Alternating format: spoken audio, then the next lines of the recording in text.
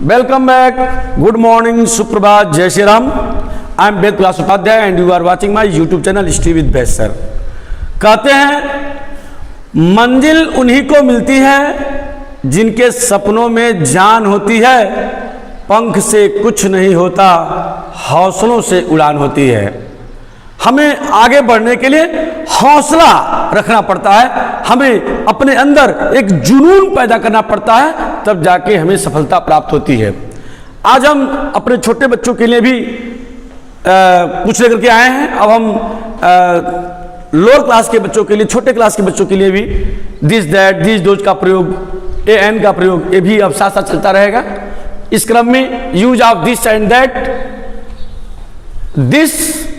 This का अर्थ यह होता है, दैट का अर्थ वह होता है, इसको आप सभी जानते हैं। दिस का अर्थ यह होता है, यह नजदीकी प्रकट करता है। क्या करता है? यह नजदीकी प्रकट करता है। इसका प्रयोग एक वचन में होता है, सिंगुलर नंबर में होता है, और इसके साथ है के लिए सहायक क्रिया इज का प्रयोग करते हैं। फिर ध्यान दें एक बार, छोटे बच्चे हमारे ध्यान दें इसको। दिस का अर्थ यह होता है, यह नजदीकी प्रकट करता है, इसका प्रयोग एक वचन में होता है, इसके साथ है के लिए सहायक क्रिया इज का प्रयोग करते हैं। ठीक वैसे ही दैट का अर्थ वह होता है, यह दूरी प्रकट करता है, इसका प्रयोग भी एक वचन में होता है, इसके साथ भी है के लिए सहायक क्रिया इज का प्रयोग करते हैं। दिस और दैट में सिर्फ और सिर्फ एक अंतर है। क्या है?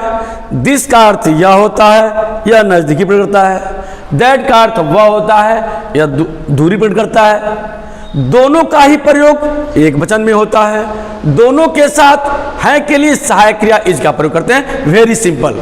आइए एग्जांपल देखते हैं। यह एक किताब है, इसका ट्रांसलेट होगा दिस इज ए बुक। यह एक किताब है, दिस इज ए बुक। यह एक अंडा है, दिस इज एन एग।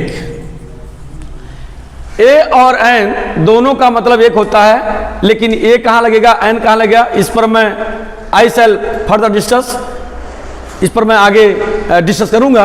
लेकिन तब तक मैं बता दूं कि ए का प्रयोग वहां करते हैं जहां कॉन्सोनेंट साउंड होती है, और एन का प्रयोग हम वहां करते हैं जहां वावेल साउंड होती है। तो तब तक के लिए आप जान लीजिए कि ए का प्रयोग वहां करेंगे जो कॉन्सोनेंट साउंड से स्टार्ट होगा, और एन का प्रयोग वहां करेंगे जो वावेल साउंड से स्टार्ट होगा। तो यहां वावेल साउंड है egg, this is an egg. यह एक सेव है, दिस इज एन एप्पल। यहां भी एप्पल में आप देख रहे हैं वावेल साउंड है, इसलिए एक के लिए हम एन का प्रयोग किए हैं। वह एक लड़का है, दूरी प्रिंट हो रहा है, दैट मीन्स होता है वह, दैट इज ए बॉय।